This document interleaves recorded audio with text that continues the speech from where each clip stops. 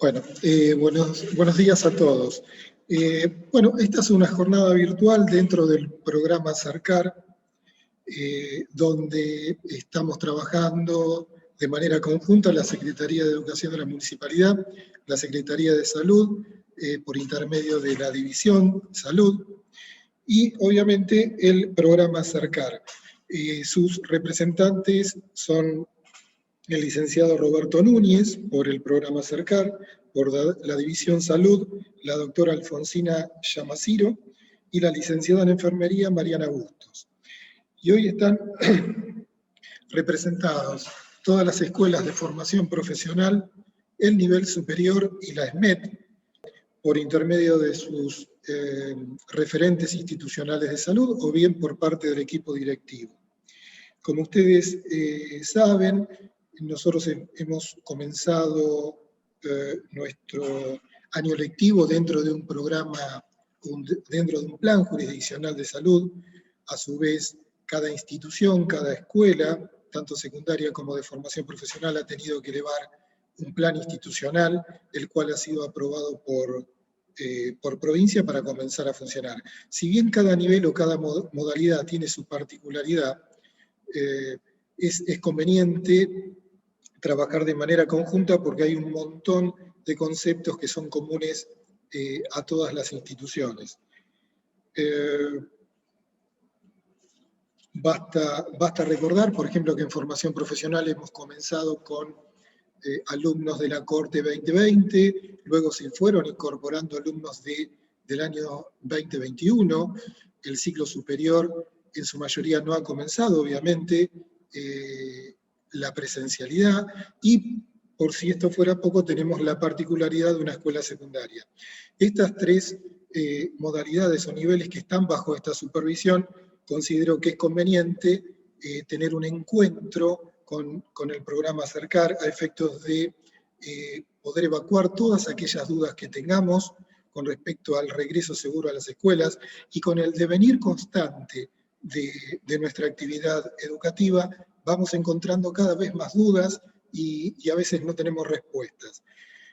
Si bien tengo que agradecer en representación de la Secretaría de Educación a la División Salud, porque contestan prácticamente inmediatamente cada duda que tenemos, esto es dinámico y surgen nuevas incertidumbres. Por lo tanto, le voy a dar la palabra a Roberto, a Alfonsina y a Mariana para que evacúen todas las dudas que tengamos al respecto. Si a ustedes les parece, les cedo la palabra. Gracias. Fernando, y a todos los presentes, agradecerles por estar ahí compartiendo esta jornada. Para el programa Acercar hoy es un día especial, decía antes, cumplimos 13 años, extrañamos el barrio, extrañamos estar en la escuela como todos ustedes. Así que trabajando de esta manera y acompañando a nuestras queridas compañeras de la División Salud Escolar que han hecho un trabajo excelente para acompañar en estos momentos tan complicados y tratando de que el regreso sea lo más seguro posible. Así que rápido vamos con ellas. Ahí creo que va a arrancar Mariana Bustos. Bueno, muy buenos días a todos y a todas. Sí, Robert, si querés ya ir arrancando, vamos a hacer una pequeña presentación sobre la temática en particular, sobre los conceptos del plan jurisdiccional, y después, si les parece bien, abrimos la participación para generar el intercambio y evacuar en la medida de lo posible las dudas que surjan, y así, bueno, tratamos de sacar el mayor provecho de este encuentro. Desde la División Salud Escolar estamos muy contentas de poder trabajar con el programa Acercar y generar este tipo de encuentros. Nosotros, al igual que el Acercar, estábamos acostumbrados a la presencialidad también dentro de las instituciones, ¿sí? Yo como enfermera pertenezco a Salud Escolar y también pertenezco a los equipos de Acercar, donde nos acercábamos a las jornadas en las diferentes instituciones, pero bueno, en estos años tuvimos que reformularnos y este año, con este trabajo de acompañamiento y asesoramiento en cuanto a la implementación del plan jurisdiccional, estamos buscando las diferentes estrategias para hacer el mejor trabajo posible. Así que bueno, vamos arrancando. Bueno, como decíamos, en este año 2021 afrontamos todos la difícil tarea de volver a la presencialidad en medio de esta pandemia COVID-19. Desde nuestra división nos propusimos ser parte de un trabajo conjunto entre salud y educación. También nos propusimos orientar y asesorar en cuanto a la implementación del plan jurisdiccional, los protocolos y las disposiciones vigentes, que como decíamos también se van actualizando, y ser un espacio de consulta y recepción de situaciones, habilitando canales de comunicación, información y diálogo, ¿sí? Trabajamos junto al área de epidemiología y a zona sanitaria octava, para resolución de situaciones en particular, y también para ver la actualización de las normativas y las disposiciones vigentes, y junto al programa Acercar, desarrollando diferentes herramientas de comunicación y educación para la salud, de los cuales, por ejemplo, este tipo de encuentros son partes de esas herramientas, ¿sí? El título de la presentación es Seguros en la presencialidad, entre todos, construyendo la nueva escuela, ¿sí? Este título de Seguros en la presencialidad, más que un título, lo vemos como un objetivo, un anhelo, algo que entre todos debemos ir construyendo. Sabemos que es muy, muy dificultoso.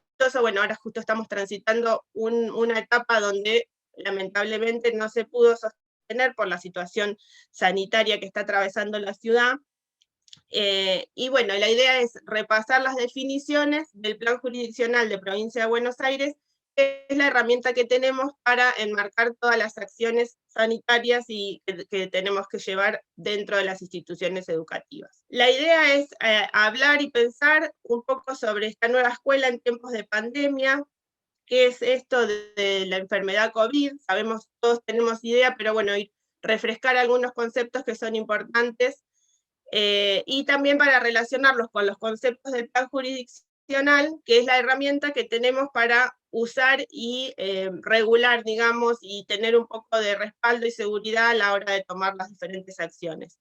Y también reflexionar sobre la aplicación de la norma a la difícil realidad, ¿sí? Porque sabemos también que una cosa es leer una normativa, un protocolo, y después cuando estamos en la escuela y empiezan a surgir las situaciones, como decía también Fernando, las dudas y las incertidumbres y las particularidades de los casos son múltiples, entonces siempre es necesario un espacio de intercambio y tener una articulación eficaz, digamos, entre salud y educación.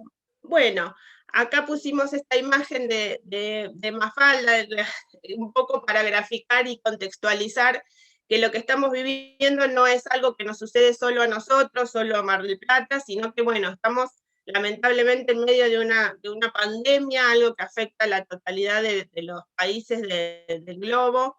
Es una situación crítica, que no es lo ideal, lo normal, y que, bueno, entre todos tenemos que tratar de encontrar la mejor manera de transitar buscando lo mejor para la educación y para la salud. Es un equilibrio que lo tenemos que ir construyendo de la mejor manera.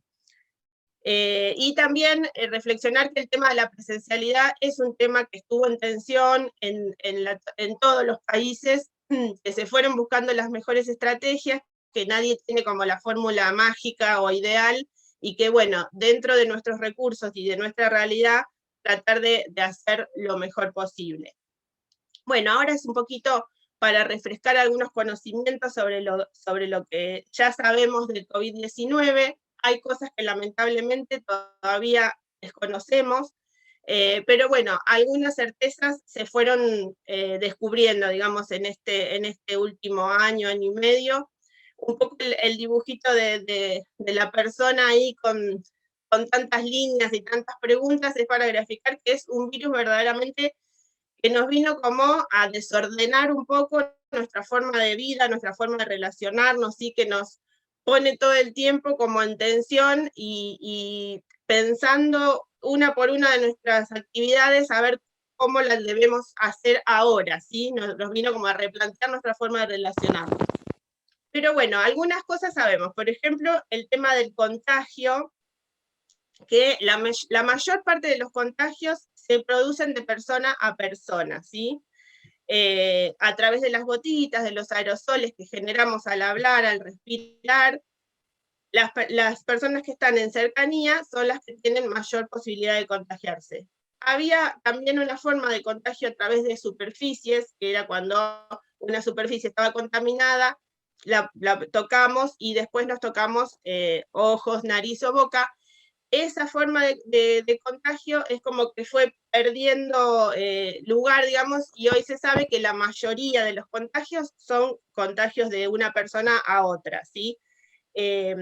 Después también sabemos que no hay un tratamiento específico, hubo muchos avances, diferentes pruebas, pero hoy por hoy no se cuenta con un tratamiento antiviral o específico para el COVID, sino que los tratamientos, hay tratamientos, pero no hay algo universalizado, ¿sí? Algo importante que también conocemos es que el virus tiene un periodo de incubación, ¿sí? Esto es importante entenderlo para también comprender del porqué de algunas de las acciones que debemos llevar en cuanto a los aislamientos, ¿sí? Que este periodo de incubación en general oscila entre 4 a 7 días, pero que puede ser más extenso y puede durar hasta 10 días o en algunas situaciones hasta 14 días. Entonces, por eso es que los aislamientos de los contactos se deben respetar y a veces, como no se comprende bien, se toman decisiones que no son las acertadas y eso, digamos, sigue diseminando la enfermedad. Después sabemos que tenemos diferentes formas de diagnosticarlo, ¿sí? A través de estudios, como el PCR, los antígenos, y también hay una forma de diagnóstico que no precisa de análisis por la situación sanitaria que estamos transitando, que es el diagnóstico por criterio clínico epidemiológico, ¿sí? O sea que hay personas que son diagnosticadas sin necesidad de una prueba de laboratorio. Después, también sabemos que lo principal que afecta es el sistema respiratorio, pero también hay afectación de otros sistemas del organismo, y que aproximadamente un 20% del total de las personas que se enferman desarrollan una forma moderada o grave, y un porcentaje de ellos necesitan unos cuidados intensivos, digamos, en una unidad de terapia intensiva. Esta plaquita un poco nos grafica también el curso evolutivo, lo que estábamos hablando del tema del periodo de incubación, de la sintomatología.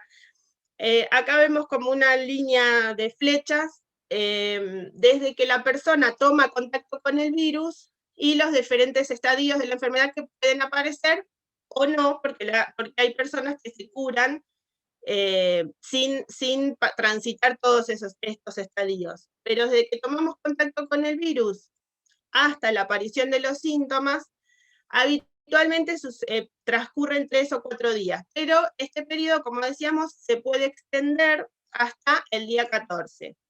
Lo importante de esto es saber que el periodo de mayor contagiosidad son las 48 horas antes de la aparición de síntomas, ¿sí? Por eso cuando nos aparece un caso sospechoso o un caso confirmado, debemos rastrear esas 48 horas previas, cuando la persona aún no presentaba el síntoma, y ver cuáles fueron sus contactos estrechos para proceder al aislamiento, para intentar cortar la cadena de contagio, ¿sí? Después de la aparición de esta sintomatología leve, un porcentaje de personas se defienden de la enfermedad y se curan, pero un porcentaje que oscila entre un 15 y 20% desarrolla la neumonía, que es la principal complicación, ¿sí?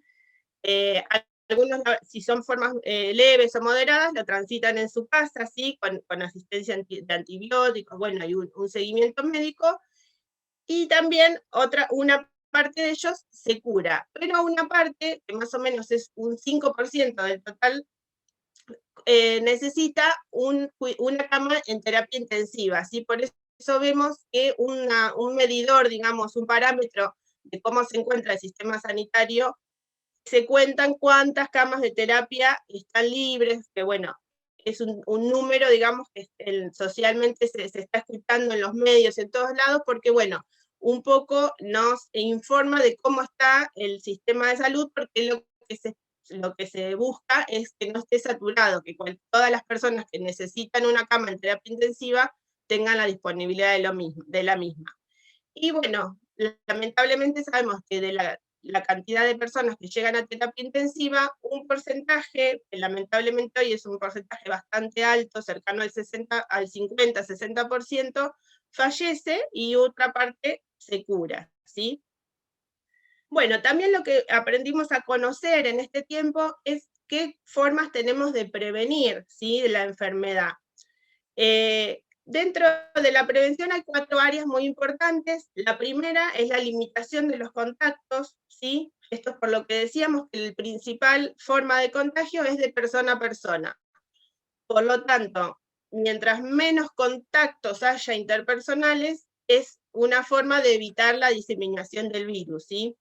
Sabemos que es complicado, obviamente somos seres sociales, estamos habituados a vivir en sociedad, a tener relación con los otros, a un contacto cercano, pero bueno, el tema de la distancia interpersonal, ¿sí?, de no acudir a lugares con aglomeración de gente, y estar con la menor cantidad de gente posible es una medida de prevención importante, ¿sí? Sabemos difícil en muchas ocasiones, pero que tenemos que seguirle prestando atención y haciendo el mayor esfuerzo posible por respetar estas medidas, ¿sí? La segunda son las medidas de prevención personal, ¿sí? Todos conocemos ya y lo internalizamos el tema del uso del barbijo, de la máscara, el lavado de manos, el uso de alcohol en gel, lo de tener mucho cuidado al toser o estornudar y usar el pliegue del codo para evitar diseminar a mayor distancia esas partículas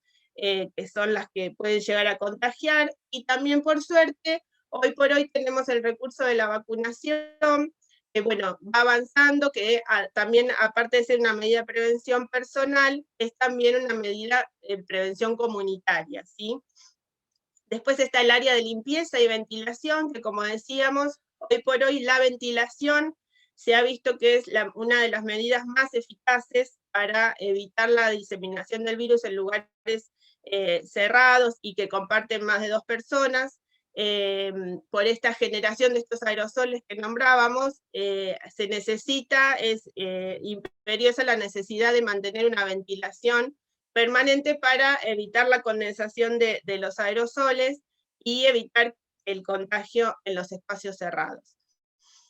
Y después está el área de la gestión de casos, que bueno, ahora es un poco también lo que nos vamos a explayar un poquito, que es esto que también es tan complicado de detectar de la forma más precoz los casos sospechosos de los casos confirmados y tratar de aislarlos y buscar sus contactos también para tratar de cortar las cadenas de contagio, ¿sí? Estas áreas de prevención son tanto comunitarias o familiares como institucionales, ¿sí?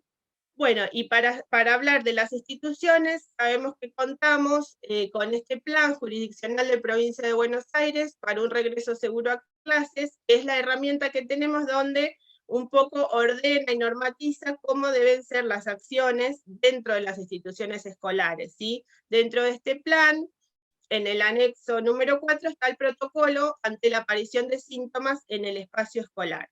Bueno, y también nos parecía importante esto que está escrito en el plan jurisdiccional, donde habla también que el desarrollo de las clases va a estar supeditada a la evolución de la circulación y la propagación de la pandemia COVID en el país y particularmente en la ciudad, así como que el tema de la presencialidad escolar no puede estar escindida o no va en un carril diferente que la realidad y el contexto sanitario que esté atravesando cada localidad.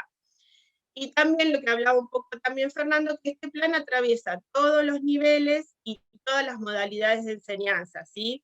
Y bueno, y configura un poco cómo será el regreso en cada escuela y en cada aula, con las particularidades que cada modalidad tiene. Bueno, ahora los voy a dejar con Alfonsina Llamasiro, que va a hablar un poquito más de estas áreas de prevención adecuadas, según el plan jurisdiccional, a las instituciones educativas. Bueno, muy buenos días, ¿cómo están? Soy Alfonsina, soy pediatra de la división.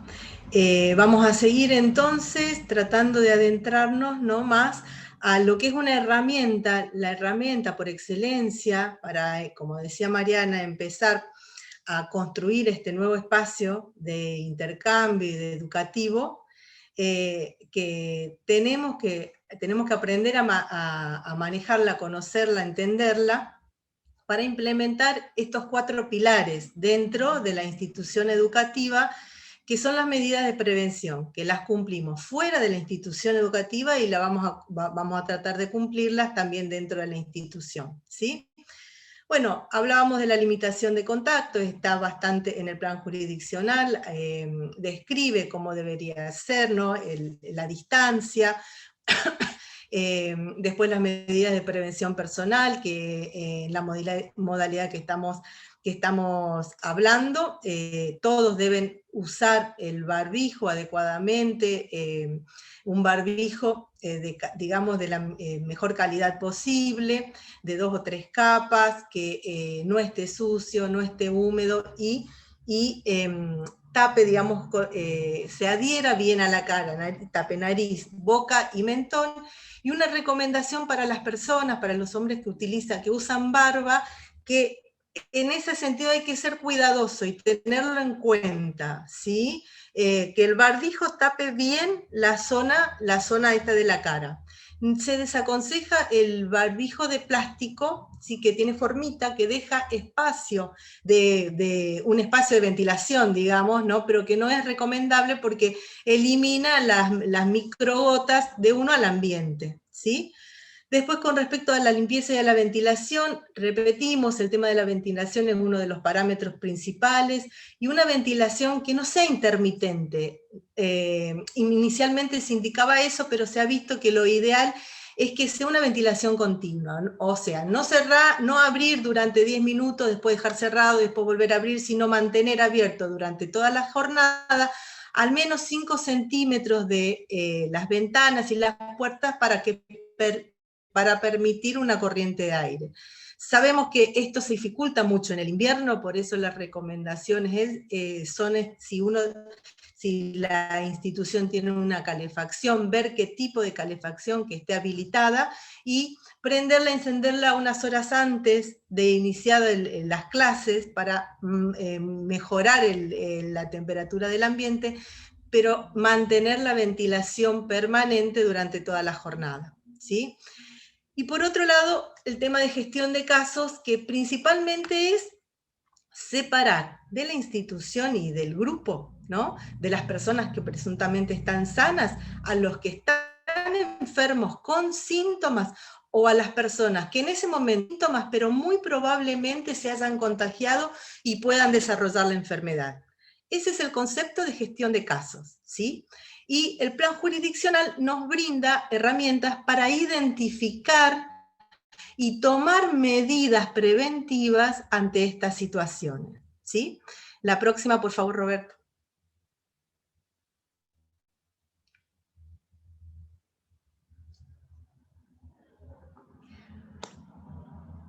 La próxima, me quedé. Perfecto. Entonces, vamos a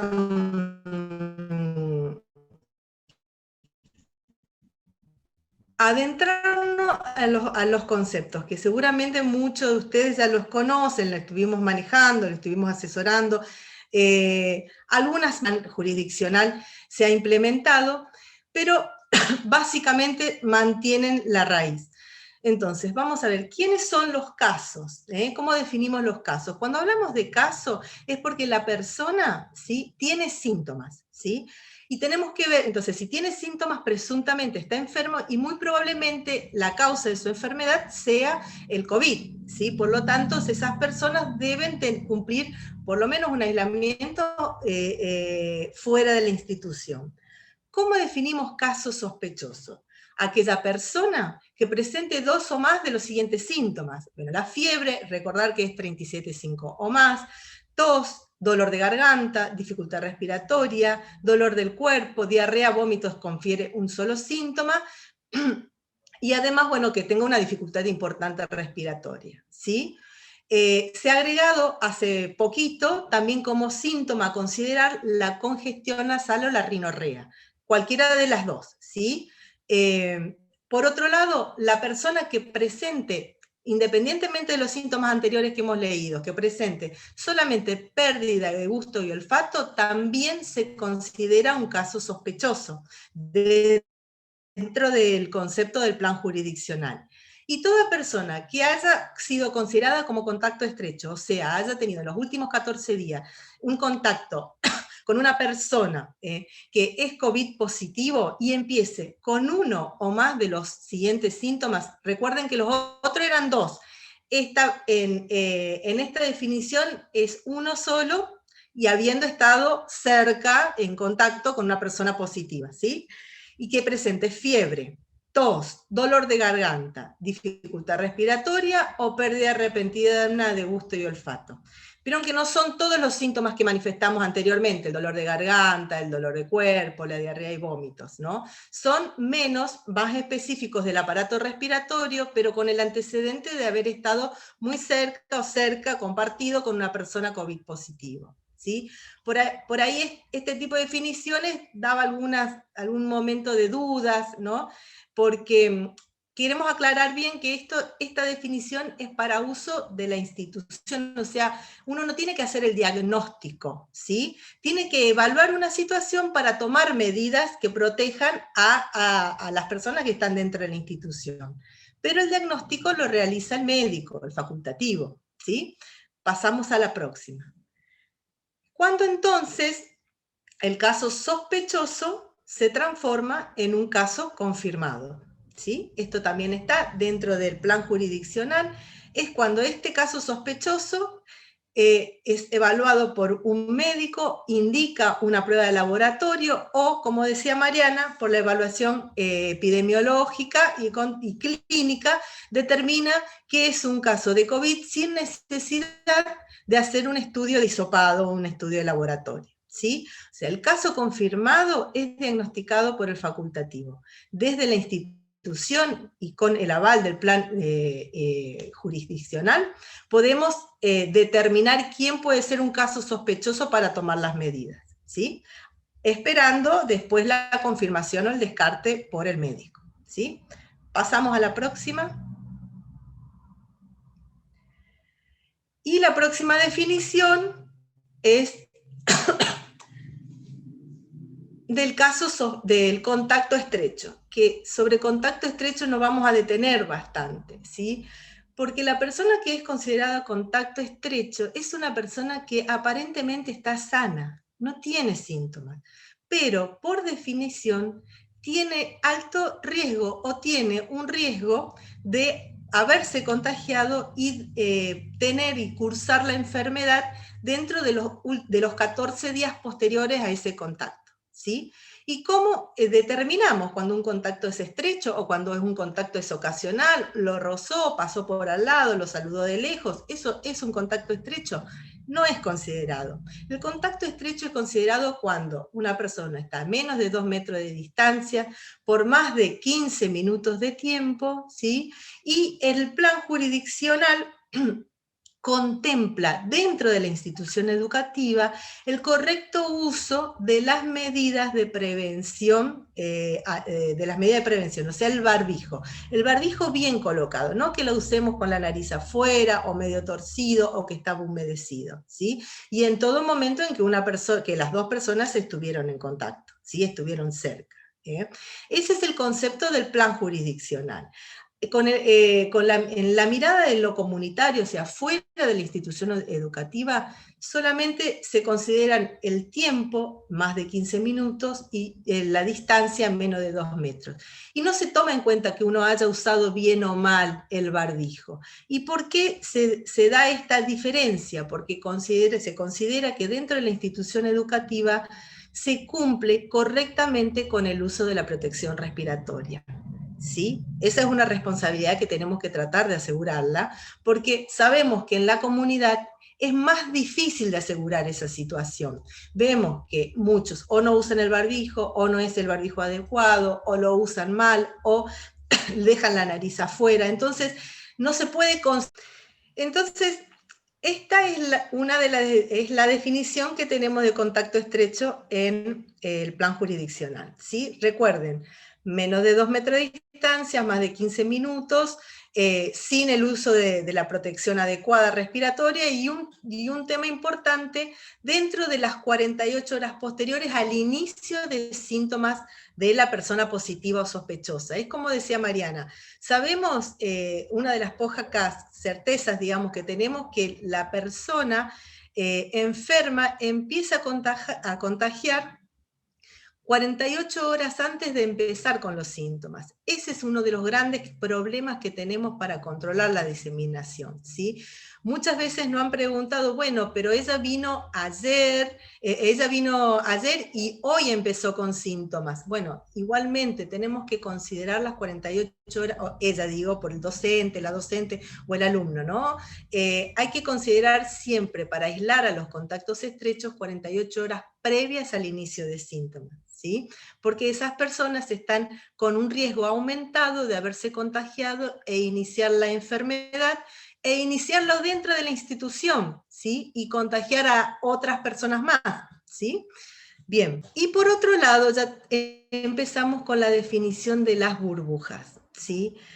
Esto está también en el plan jurisdiccional, es un concepto epidemiológico que se define según situaciones y según el ámbito y la situación epidemiológica, la cantidad de casos que hay en la comunidad, ¿sí?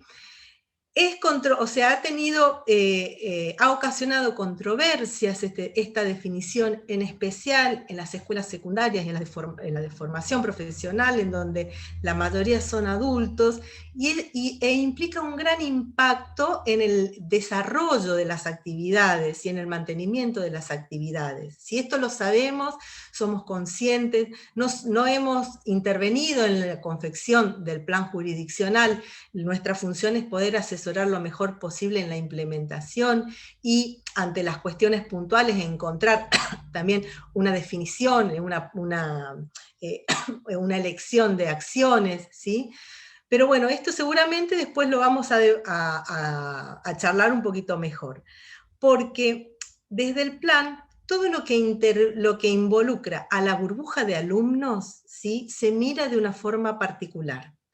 Entonces, si un caso confirmado o sospechoso es detectado en un docente, la indicación es aislar durante 14 días, por ahora sigue manteniéndose del plan los 14 días de aislamiento del contacto estrecho, a todas las burbujas o grupo de alumnos al quien le haya impartido clases este docente o profesor 48 horas previas al inicio de los síntomas. Entonces, si empezó con síntomas un sábado, hay que pensar en aislar como contacto estrecho a las burbujas donde trabajó el profesor el viernes y el jueves. Son 48 horas, pero se consideran las fechas. No hablamos de 2 de la mañana, 2 de la tarde, no. Se consideran fechas para detectar los contactos estrechos, ¿sí? Y en el caso que a veces se nos está dando un poquito más frecuente con el acceso a los hisopados, en el caso que la persona no tenga síntomas, se haya realizado un hisopado y le dio positivo, se cuenta a partir del día de la realización del hisopado, no del día que le dieron el resultado, sino del día que se hizo el hisopado, a partir de ahí 48 horas previas para detectar los contactos estrechos que tuvieron con esta persona. ¿Sí? Y en el caso de que sea un estado con la enfermedad, ahí hay que aislar a los compañeros de la burbuja, ¿sí?, y a todo docente, profesor que le haya impartido clases 48, a esa burbuja y a ese estudiante 48 horas previas al inicio de síntomas, ¿sí? También se considera, en el caso de que sea sintomático, el día de la realización del hisopado, a partir de que se sacó la muestrita, 48 horas previas, en el caso de que no tenga síntomas, ¿sí? y el tiempo de aislamiento de los contactos estrechos, tanto de los docentes como de las burbujas, son de 14 días a partir de la fecha del último contacto con la persona activa. ¿Sí? Eso después lo vamos a volver. O sea, que quede el concepto que todavía no se disminuyó ese tiempo, son 14 días de aislamiento para las burbujas y los docentes, que son contactos de un caso dentro de la institución educativa. ¿Sí? Pasamos a la próxima.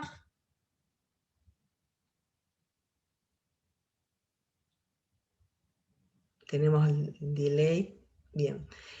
¿Y qué pasa? Acá repasamos y retomamos el primer concepto de contacto estrecho del que habíamos hablado.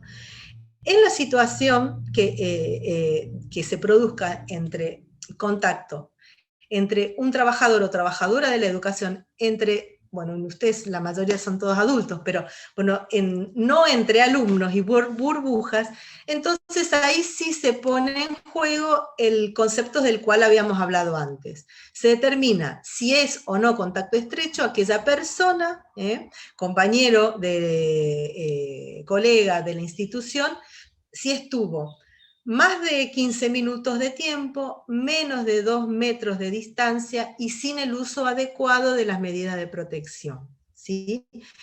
En esa circunstancia, ese compañero es considerado como contacto estrecho y se debe aislar.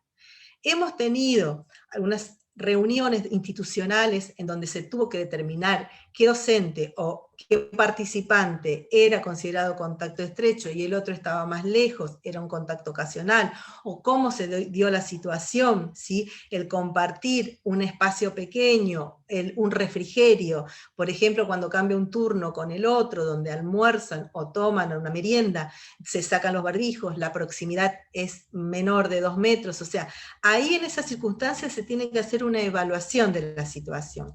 No es tan directa la implementación de las medidas como hablábamos con las burbujas, ¿sí? Pero hay esta discriminación, digamos, porque se prioriza, se eleva la vara en el cuidado, en especial de los alumnos, ¿sí? Del grupo de las burbujas y de los alumnos. Bien, pasamos la próxima.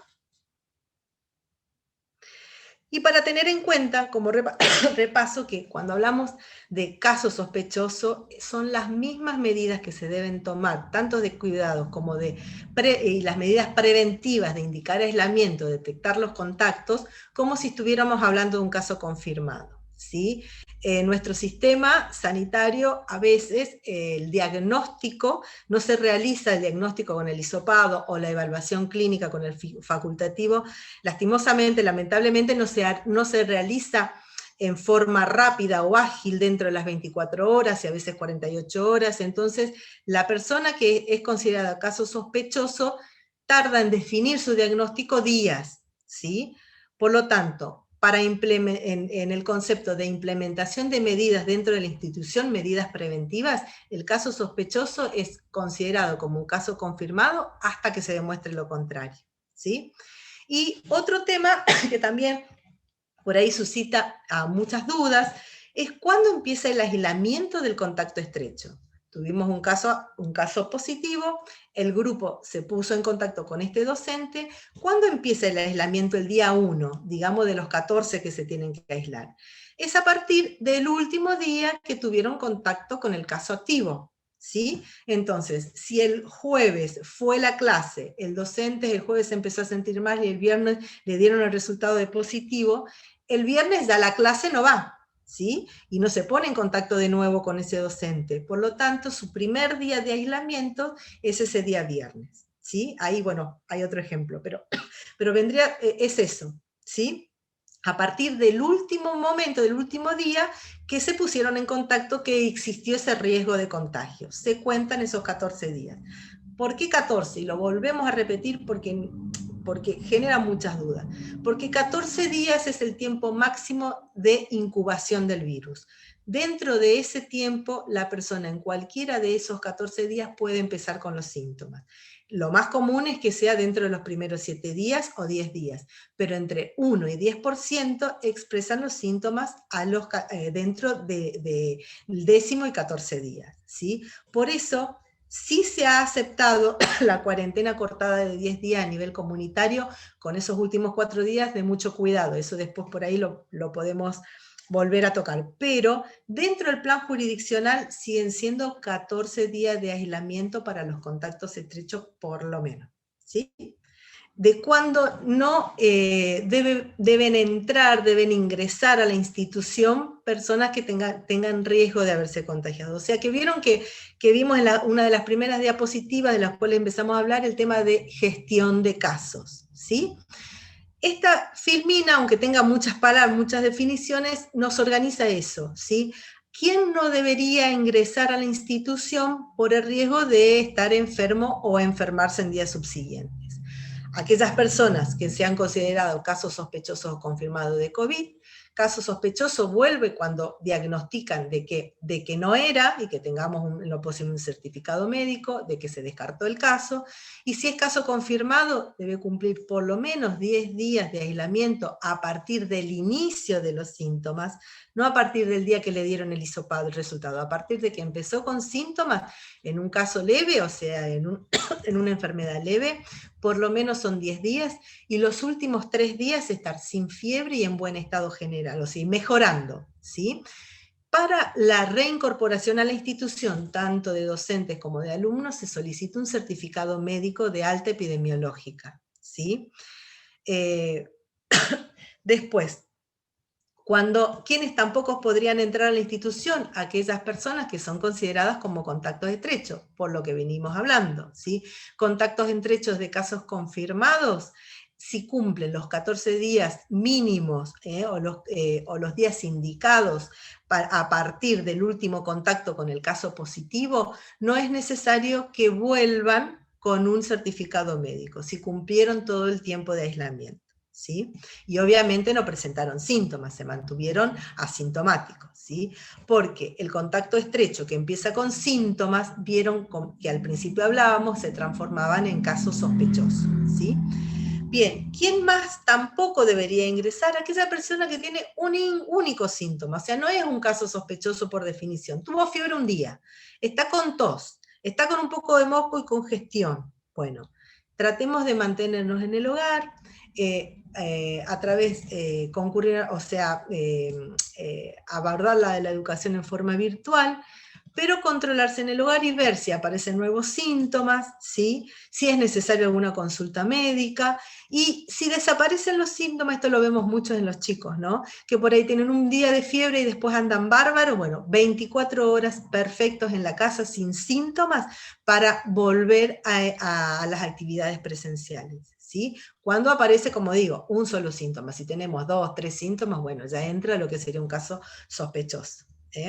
Y otra situación donde no se permitiría el ingreso, no se indicaría el ingreso a la institución, es aquella persona que vuelve, que viene de alguna región de aislamiento social preventivo obligatorio, el ASPO. Por ahora, en el territorio nacional, esto seguramente se va a ir actualizando a medida que transcurra la pandemia, no hay ninguna zona ASPO definida en el territorio nacional, ¿sí? Pero sí aquellos que vienen de países extranjeros, cualquier país extranjero, debe realizar, además de hisopados, aislamientos a indicaciones particulares, ¿sí? Para esa persona que vuelve de un país extranjero. Vamos volviendo con el tema de los contactos estrechos, porque bueno, esto es una función que desde la verdad de las instituciones educativas se han empezado a implementar y son, yo creo que la institución donde mejor se realiza este rastreo, tenemos la posibilidad de mejor realizar este rastreo de contactos, detectarlos y aislarlos y cortar la cadena de diseminación de la infección. Por eso se habla que la institución educativa es un ámbito seguro, pero por el trabajo y los protocolos que se cumplen dentro de esa institución, ¿sí? ¿Y por qué tanto tema y tanto hincapié en esto? Porque, como para graficarlo, ¿no? ¿Qué pasa si no se aísla bien, no se identifica bien los contactos? Una persona, este globito rojo de ahí arriba, que empieza con síntomas y es diagnosticada COVID positivo, puede ser por un hisopado o porque también perdió el olfato, bien. Estuvo en contacto con estas 4 personas, son contactos estrechos, compañeros de trabajo, digamos, ¿sí? Bueno, los dos dibujitos, los rectangulitos rojos de los extremos, ¿sí? Son quienes se contagiaron de este compañero. El primero se contagió, se le indicó aislamiento, pero no lo realizó adecuadamente. Y volvió a contagiar a otras personas, ¿sí? Que se tiene que realizar de nuevo una búsqueda de contactos estrechos, indicar el aislamiento y hacer el seguimiento.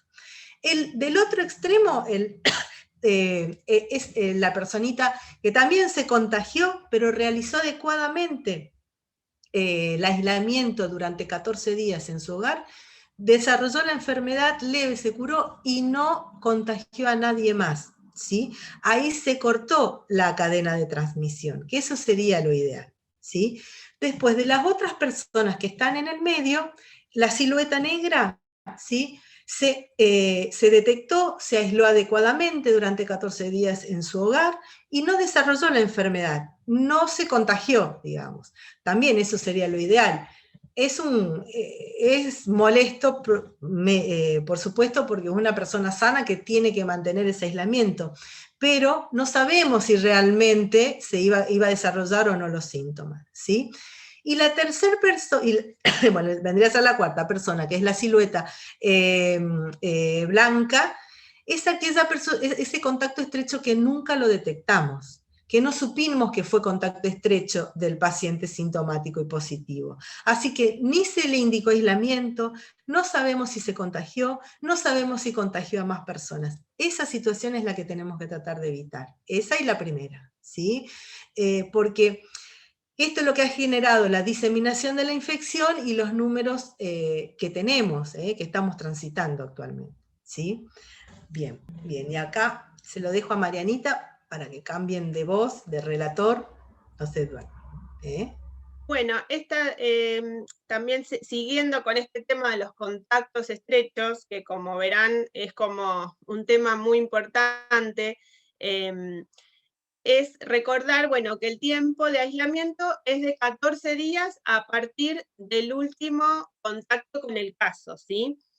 Pero ¿qué pasa cuando los contactos estrechos son convivientes? Eso también ha sido una pregunta bastante habitual y es bastante complejo el abordaje cuando las personas conviven con un caso, ¿sí?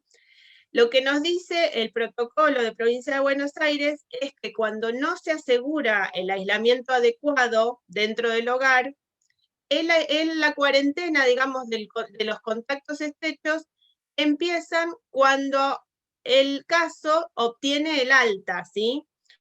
O sea, si el aislamiento no está asegurado, cuando el caso positivo tiene su alta, recién ahí empieza a contar los días de aislamiento de los contactos estrechos, ¿sí?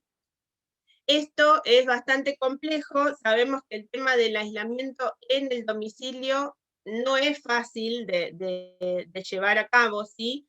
Y para tener el manejo dentro de las instituciones es un concepto importante.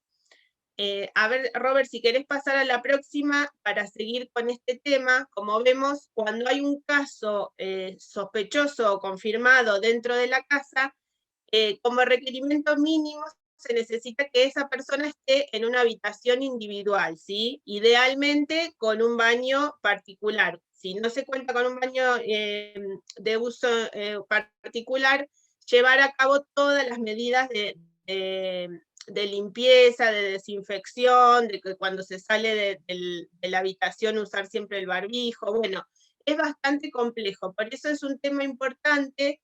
También por ahí con las familias indagar cuando hubo un caso confirmado dentro de la familia, si realizaron ese aislamiento, ¿sí? Porque sabemos que en muchos domicilios es casi imposible. En los casos donde no se hizo el aislamiento, cuando el caso tiene su alta, de ahí tienen que pasar 10 días más para que sus contactos estrechos estén de alta, ¿sí? Esto es un tema que al principio fue bastante controversial porque no estaba tan claro, pero bueno, está bien especificado en el protocolo que se actualizó ahora en el mes de abril en Provincia de Buenos Aires, y bueno, es un concepto muy importante para tener en cuenta. Igualmente, cuando hay varios casos, vieron que a veces empieza, no sé, el papá, después a la semana desarrolla síntomas uno de los hijos. Bueno, cuando son así, ese aislamiento, digamos, del contacto del que no se enfermó se va extendiendo hasta que el último caso del núcleo familiar obtenga el alta, y de ahí son 10 días más, ¿sí? Sabemos que es complejo y que es difícil, pero es la única forma para garantizar de que esa persona ya no tiene riesgo de enfermar y de regresar a la escuela y desarrollar la enfermedad dentro de la escuela, ¿sí? Por eso es tan importante entender este concepto. Igualmente también aclarar el tema de que los diagnósticos son personales, ¿sí? Porque muchas veces pasa que las familias dicen, no, nos dijeron que éramos todos COVID positivo, entonces hacemos todos los 10 días y ya está. Eso no es así. Sí, a veces se confunde con que todos tienen que hacer el aislamiento, pero no significa que todos sean casos confirmados, sino que hay que identificar bien quiénes son los casos, cuándo inician los síntomas y quiénes son los contactos para manejar de la mejor forma ese núcleo familiar, y que cuando los contactos estrechos vuelvan a sus actividades, sea con la seguridad de que ya no tienen riesgo de desarrollar enfermedad, ¿sí? La próxima, Robert.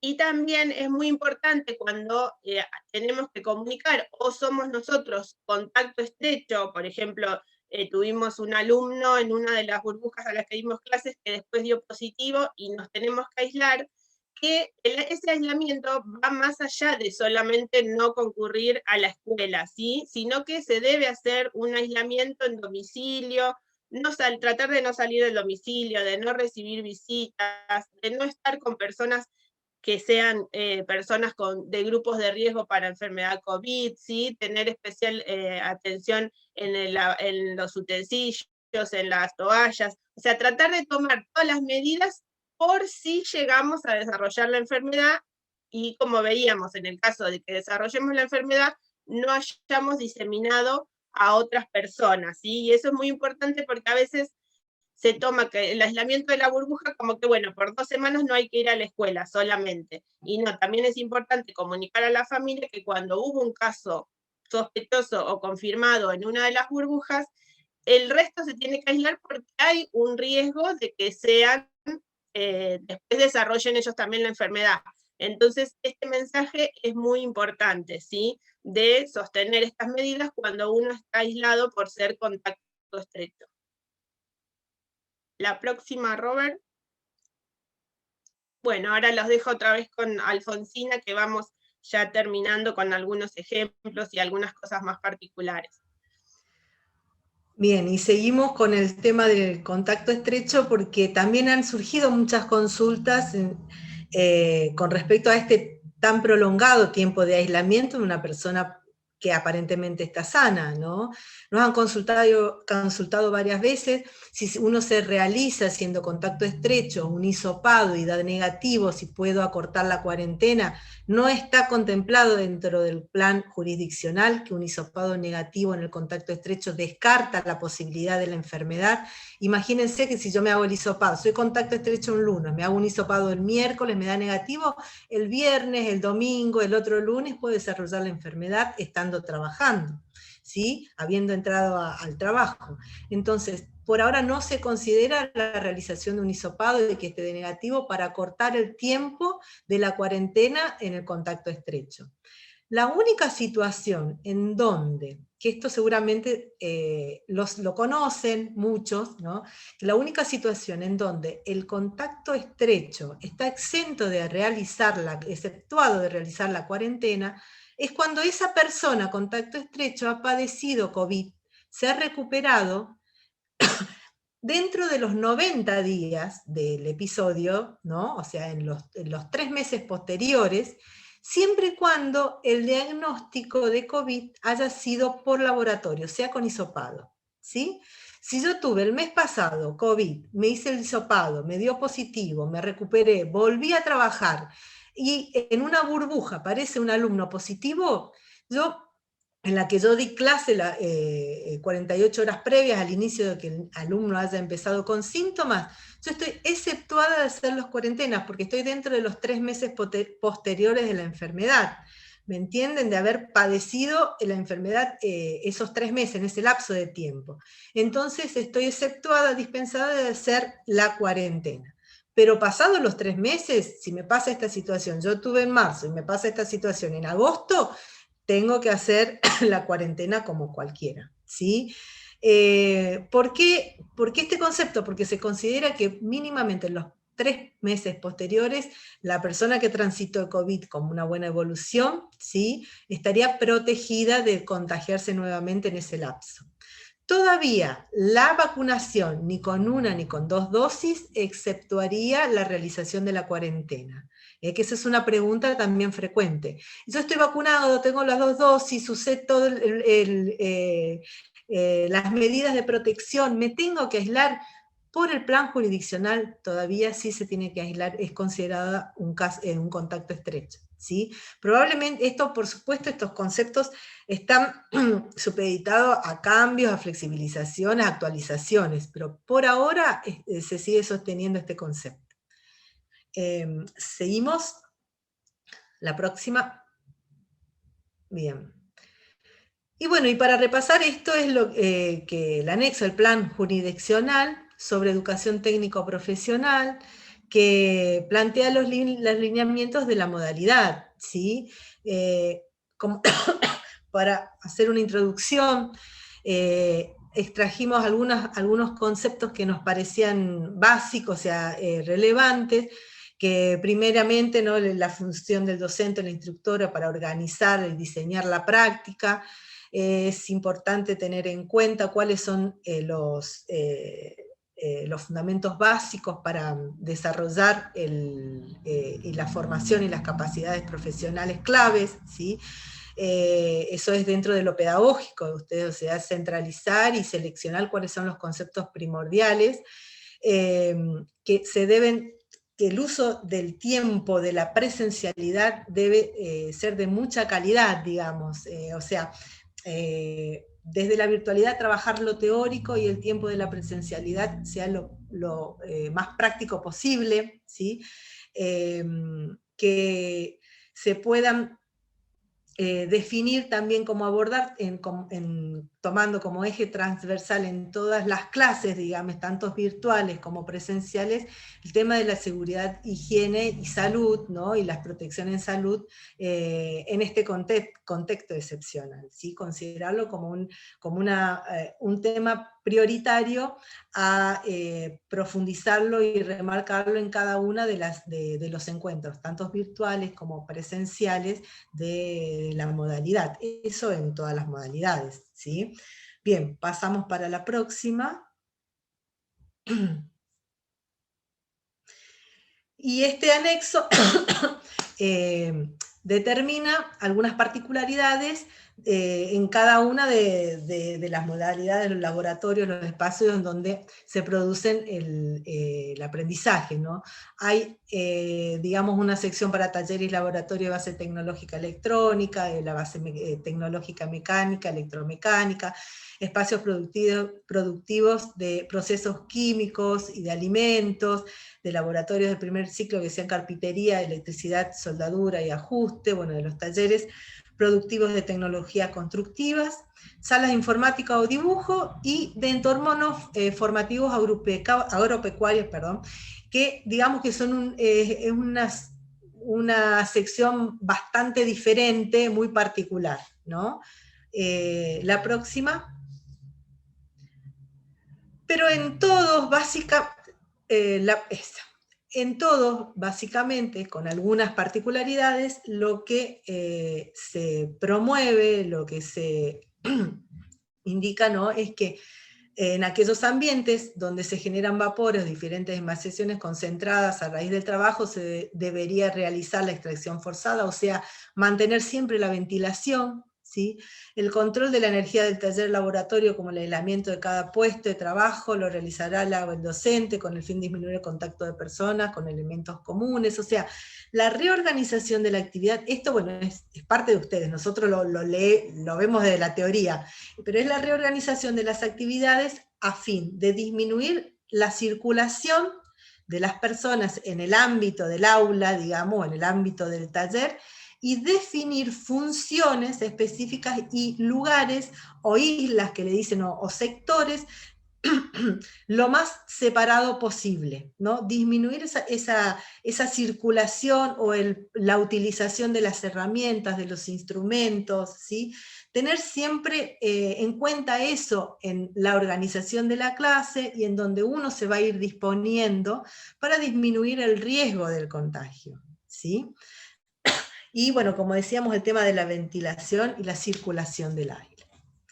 El tema de la higiene, lo que yo vi acá, no, bueno, no importa, pero lo que notaba en este protocolo, que hacía mucho hincapié, además del uso del alcohol en gel, en el lavado de manos, porque es importante saber que si uno tiene las manos sucias, ¿sí? Con algún residuo, con algún resto, el alcohol en gel no arrastra esa suciedad.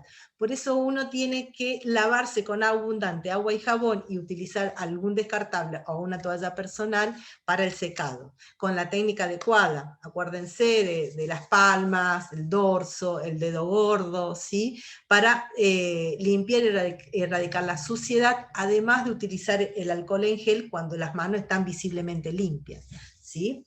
Ahora sí, la última de las diapositivas, en donde queremos representar con este modelo de queso suizo, de fetas de queso suizo, de que no es una sola la acción que nos va a salvar o nos va a permitir superar este tiempo de pandemia, sino es la suma de todas, de varias y muchas acciones, que son tantos individuales, tanto comunitarias, tanto de políticas sanitarias. Y hay un elemento en el cual tenemos toda la expectativa y la esperanza, que es la vacunación, ¿sí? Recordarles que la vacunación, se están ampliando los grupos de vacunación y es necesario que se registren en la app o en el mail de Vacunate PBA todos los mayores de 18 años que tengan o no tengan factores de riesgo, intenten registrarse para pedir un turno, porque se van ampliando a medida que van llegando los nuevos cargamentos de vacunas, se van ampliando los grupos donde se vacunan, ¿sí? Y para la planificación de esto es necesario saber y distribuir las dosis según las personas que están anotadas en el programa, ¿sí?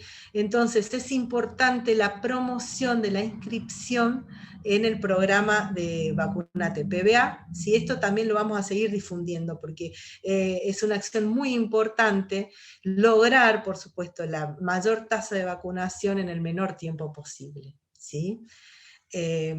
Bueno, yo quedaría acá, no sé si Mariana quiere agregar algo, y si no, estamos dispuestos a conversar, a escucharlos, y en lo posible responder las preguntas, y si por ahí hay situaciones que verdaderamente escapan a lo que podamos responder en este momento, lo vamos a tomar y consultar con Zona Octava, porque la modalidad es particular, es una modalidad de aprendizaje, pero también laboral, ¿sí? Y tiene características particulares, ¿sí? Así que bueno, dispuestos a escucharlos. Roberto, acá estoy viendo que Irene, llamada usuario, estaba haciendo una pregunta. Sí, no, yo quería hacer una pregunta, pero la evacuaron bien, el tema de la gente que tenía la segunda dosis, que bueno, eso era como la pregunta clave que teníamos todos, porque bueno, muchos ya recibimos la segunda dosis y pensábamos que ya podíamos tener como una protección mayor al que no la tenía, pero bueno, evidentemente tenemos que hacer el aislamiento igual de todas maneras. Más que pregunta era una observación que hacía. Claro, en realidad no hubo actualizaciones en cuanto a modificación de las acciones al personal que ya se encuentra con las 2 dosis aplicadas. sabemos que la vacunación da una protección a las formas moderadas, graves y a la complicación fatal, digamos, de la enfermedad, pero todavía está en estudio, no está bien definido si las personas vacunadas no se contagian y no diseminan la enfermedad, ¿sí? Entonces, claro, ante las medidas preventivas, digamos, por ahora se siguen sosteniendo igualmente que los que no están vacunados, ¿sí? Más que nada, agradecer, ¿no? y aprovechar este momento de intercambio. Nosotros somos de salud escolar y realmente prácticamente no recuerdo haber tenido alguna actividad en concreto con las escuelas de formación profesional distinta a la experiencia de acercar, ¿no? Y estamos tratando de asesorar en la implementación del plan jurisdiccional. Y realmente nos interesaría conocer un poquito cuáles fueron sus dificultades en la implementación, en la nueva modalidad, qué vieron como fortalezas o qué cosas hay que fortalecer y cuáles son los grandes limitantes para desarrollar lo mejor posible la modalidad que es tan importante, ¿no? La formación profesional en jóvenes y en adultos, creo que es uno de los pilares que tenemos que fortalecer desde salud para que se sostenga y siga creciendo, no solamente se sostenga. Mariela, Silvia, Aide, bueno, ¿quién quiere comentar un poco acerca de esta experiencia que nos toca, que nos atraviesa en formación profesional? Cualquiera de formación profesional. Bueno, dale. Nosotros desde el primer momento nos pusimos con todo el proceso de regreso. Es más, tuvimos clases presenciales desde los primeros días de marzo. O sea, gracias a Dios pudimos avanzar muchísimo al punto que incluso se hizo un cambio de programas, ¿no? Lo que iba más adelante, tratamos de que todos empezaran con la parte práctica y por eso pudimos tener realmente muchos muy buenos resultados. Todos los criterios que se dieron acá, o sea, los empezamos a poner en práctica, sobre todo el tema de la ventilación, al punto de que muchos decían que íbamos a morir de pulmonía en vez de COVID, ¿no? Realmente no tuvimos problemas durante todo este periodo, o sea, no hubo, o sea, los aislamientos fueron preventivos. Creo que uno solo fue un COVID positivo y el aislamiento de las burbujas nuestras fue por eso. El resto fue todo negativo, ¿no? Así que no, la experiencia nuestra fue muy buena. Nosotros tenemos mayores de 17 para adelante, ¿no? Mucha gente mayor, ¿no? Desde ya, como son talleres de indumentaria, o sea, como taller usamos barbijo y máscara, las dos cosas. En el taller de costura industrial, que son máquinas grandes, incluso se hizo una modificación y se pusieron pantallas, o sea, como tipo gabinetes con nylon cristal, ¿no? Que eso tengo la foto, si quieren se los mando. Fue interesante, se lo mando a Roberto, que tengo el contacto, y que él lo difunda, ¿no? Entonces, realmente la experiencia nuestra creo que fue porque hubo líneas muy, muy claras y bueno, se siguieron a rajatabla, ¿no? Y bueno, aún los recreos, la gente grande es más disciplinada, convengamos que tenemos suerte por eso. Tengo fotos de recreos, tengo fotos de exámenes, que les voy a mandar todo, y fotos de las adaptaciones que hicimos en el taller que era antes costura industrial, de las máquinas grandes, que bueno, que con el nuevo nomenclador se llama operador de máquinas de costura. O sea que bien, nosotros hasta ahora, pero tenemos tanto interés, por eso cuando nos invitaron estamos dos representantes, la otra es Nancy, que es preceptora, y bueno, estamos juntas, y yo tomé nota de todo. Así que bueno, eso solamente. Gracias. Muchas gracias, muchas gracias. Sí, vamos a esperar la experiencia de la escuela. Gracias. ¿Alguien tiene alguna duda o quiere contar alguna experiencia, tanto de formación profesional como de secundario, SMET o nivel superior, cualquiera? Bueno, les comento, nosotros tal vez no seamos el ejemplo más representativo, pero les comento qué pasó con nosotros y la presencialidad. Nuestra escuela desarrolla cursos en el área de administración y comercialización, y por sugerencia de la inspectora distrital, nosotros nos volcamos a la virtualidad inmediatamente porque tenemos los medios para poder dictar clases virtuales.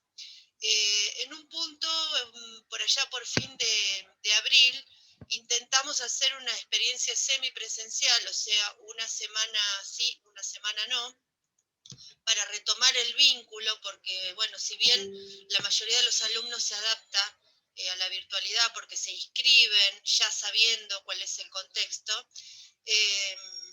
la experiencia fue relativa.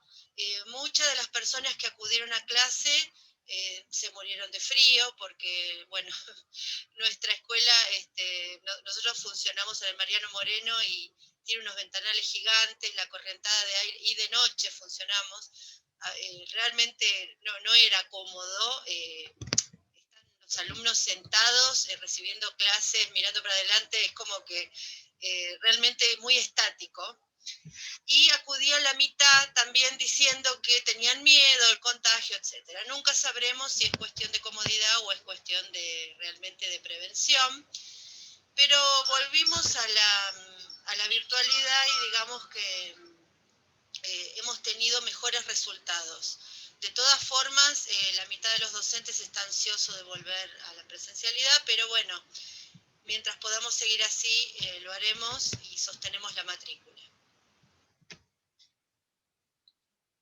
Muchas gracias. O sea que han sostenido la matrícula y digamos que lo pedagógico a través de la virtualidad, en el contexto, no sé, mejor que en los momentos que se presentó o se sugirió la presencialidad.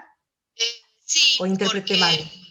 No, nosotros el año pasado tuvimos una buena experiencia y bueno, y ganamos terreno respecto de las prácticas docentes, o sea, este año nos agarra fortalecidos con un montón de estrategias, de herramientas, pero en nuestra área, que es administración y comercialización, y además nos dio recursos virtuales, como por ejemplo el hecho de sencillo, de compartir pantalla de determinados sistemas que se utilizan en los cursos, fue brillante.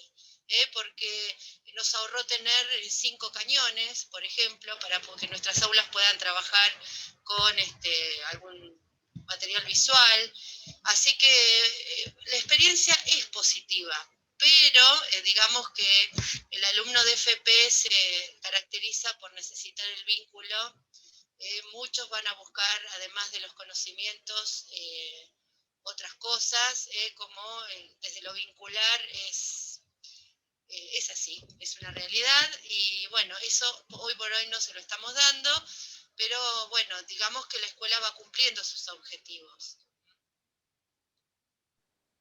Bueno, muchas gracias Silvia, muy claro, muy claro. Les puedo comentar un poquito de superior, ¿sí? Nosotros estamos en el ISET, en el Instituto Superior solamente nos habilitaron las prácticas de salud. Así que nosotros hicimos prácticas de salud en la institución y además los alumnos rotaron por instituciones públicas y nuestra experiencia fue excelente porque en realidad los docentes están muy bien entrenados porque son docentes de salud, así que bueno, no tuvimos ningún problema, no tuvimos que aislar ninguna burbuja, solamente tuve casos positivos y lamentablemente un fallecimiento con alumnos que estaban digamos, cursando en forma virtual, pero los alumnos presenciales no presentaron ningún tipo de problema y ninguna burbuja aislada. así que veremos cuando volvamos a la presencialidad si esto continúa así, pero por ahora la experiencia fue muy buena. Bueno, qué bueno, muy bueno, bárbaro. ¿Qué matrícula tienen de más o menos de alumnos que intervinieron en la presencialidad en las prácticas? Más Y nosotros o menos. tenemos una matrícula de 600 alumnos y los que intervinieron en las prácticas son aproximadamente 120. O sea, los que están inscritos, algunos ya presenciaron, o sea, están en la presencialidad y otros están por empezar. También tomamos Perfecto. un examen de ingreso de 75 personas, que también fue presencial y tampoco tuvimos problema. Así que bueno, digamos que un 20% más o menos es el alumnado que está en presencialidad. Perfecto, muchas gracias. Alfonsina, Muchas gracias. perdona, ¿me puedo acotar algo?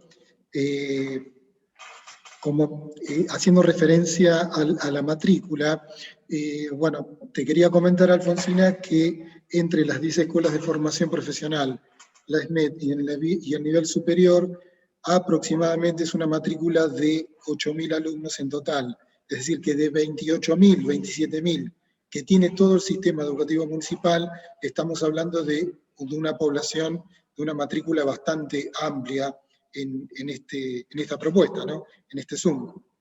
Por otro lado, les quería comentar que esto es un aprendizaje no solamente para educación, para las instituciones educativas, para las escuelas, sino también para el ámbito privado, para las empresas, tanto de carácter público como de carácter privado. Tal es así que es esencial la vinculación del alumno con el mundo socioproductivo, con el mundo laboral.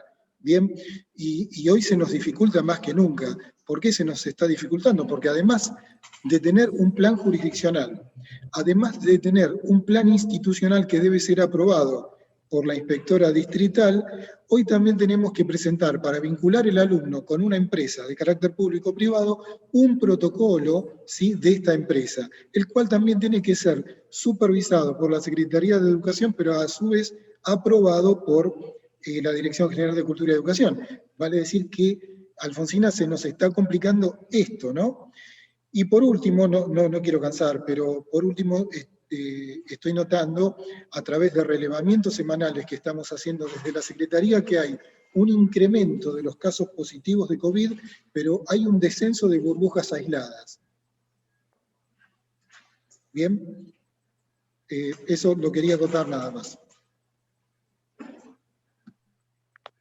Sí, Fernando, es muy complejo, para nosotros nos resulta muy complejo a veces, lastimosamente, el análisis de los datos en general, ¿sí? Hay muchos elementos involucrados, pero realmente que ustedes tengan datos desde lo institucional es muy rico, muy valioso, ¿sí? Más que nada para lo que habíamos planteado al principio, ¿cierto? El plan jurisdiccional tiene una mirada, puso una vara muy alta, en especial mirando, esto es una consideración personal, no hicimos el plan, no sabemos bien, estamos tratando de asesorar en la implementación, pero más que nada en la mirada de los niveles iniciales y discapacidad, ¿me entienden? Y bueno, la idea era, a medida de ir transitando, que esto se acentúe, empiece a andar, las instituciones empiecen a manejarse cada vez más cómodas, ¿no? Bueno, ir flexibilizando, pero nos encontró esta situación, ¿no? Que obviamente la escuela, las instituciones educativas no están escindidas de esta situación, entonces plantear flexibilizaciones en esta instancia es muy dificultoso. Pero la escuela de formación, como lo que planteaste, Fernando, me parece totalmente lógico, ¿sí? Y creemos desde la división que lo que fundamenta estas ideas son datos en base, ¿me entienden? Y bueno, realmente nos cuesta muchísimo el proceso y el análisis de datos, porque no depende solamente de nosotros, pero si ustedes tienen desde la institución estos análisis que nos han contado, es muy valedero bueno, para proponer los cambios necesarios, ¿sí? Porque me dicen que de 120 alumnos que hicieron prácticas profesionales en instituciones de salud, ninguno se contagió, ninguno se tuvieron que aislar burbujas. No habla solamente que la práctica se hizo bien, sino que la conducta de esas personas evitaron los contagios fuera de la práctica, en lo comunitario, ¿sí? Entonces, a partir de estas experiencias creo que son muy ricas y sería bueno armarlas, presentarlas como herramientas para generar nuevos cambios en las modalidades. Bien, ¿alguna duda, alguna sugerencia, alguna pregunta más? Lo que ustedes quieran. Bueno, yo solamente agregar que, como saben, hemos puesto como canal de comunicación el mail. No sabemos si han tenido una buena experiencia, qué les pareció. Estamos también, como todo es dinámico, estamos viendo para lo que queda del año también qué estructuras y qué herramientas sostenemos o cómo replanteamos, así que nos gustaría saber si les pareció útil la forma de trabajo, si tienen alguna propuesta. También lo que queremos que sepan, nosotros somos una división salud escolar que es bastante pequeña y nos vimos en el desafío de asesorar a la totalidad de las instituciones educativas, tanto públicas como privadas y de todos los niveles. Así que también por ahí pedirles disculpas si alguna vez no pudimos dar la respuesta que esperaban, que bueno, dentro de los recursos que tenemos hemos hecho lo máximo posible, creemos.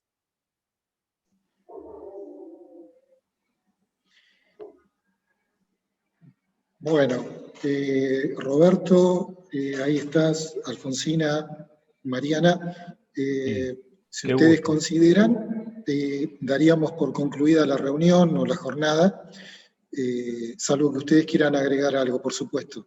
Si no, tengo que agradecerle infinitamente a Alfonsina, Mariana, a Roberto, el Plan Acercar. Plan Acercar lo conozco desde hace tiempo. Quiero, un poco en representación de todas las instituciones, agradecerle a Salud Escolar. A la supervisión me llegan todos los comentarios de las instituciones educativas y quiero que sepan que solo hay palabras de felicitaciones y de agradecimientos para esta división. Que esto sirva un poco o que sea el puntapié, no inicial, sino continuar por este camino que es beneficioso para todos. Alfonsina, Mariana y Roberto, les agradezco de todo corazón. Bueno, muchas gracias. No sé si mis compañeras quieren decir algo. Yo quiero agradecerles, los conozco a casi todos y todas. Hemos tenido una experiencia maravillosa en cada una de las escuelas donde trabajamos. Nos permitieron llegar a alumnos, vecinos y vecinas que no conocíamos y seguramente no hubiéramos tenido oportunidad de encontrarnos si no hubiera sido a través de las escuelas y la generosidad con la que nos abrieron las puertas. Así que desde Salud les damos un fuerte abrazo, un reconocimiento para nosotros en un día súper especial porque cumplimos 13 años y queremos día a día volver a ganar el territorio y reencontrarnos, abrazarnos, volver a los controles, volver a las charlas y talleres para lo que trabajamos todos los días cuidándonos hoy. Por eso vinimos con las compañeras de la División Salud Escolar en una jornada virtual más. Y como siempre, les queremos ofrecerles un abrazo y un aplauso a cada uno y cada una de ustedes. Gracias. No sé si mis compañeras quieren decir algo, si no vamos cerrando. Luego les mandamos el video del encuentro. Bueno, muchas gracias y saben que estamos a disposición los que podemos y recordarles que si hay alguna situación puntual muy dificultosa que traba alguna práctica, lo que nosotros ofrecemos es elevar esas situaciones desde lo epidemiológico y sanitario, ¿no? En ese aspecto, poder elevar esa situación a zona octava, ¿sí? Que digamos es el referente de provincia sanitario que en general dirime cuáles son las recomendaciones óptimas, ¿no? Lo que comentaban con la dificultad del plan jurisdiccional, los protocolos que se deben definir, las autorizaciones que se deben tener, ellos son los que, digamos, asesoran y acompañan a todas las instituciones y organizaciones y empresas de la ciudad. Dejar esa posibilidad que puede ser de una herramienta de ayuda, nada más. Gracias, Bueno, Fernando. muchas gracias Fernando. a todos. Gracias. Un abrazo. Muchas Muchas gracias a todos.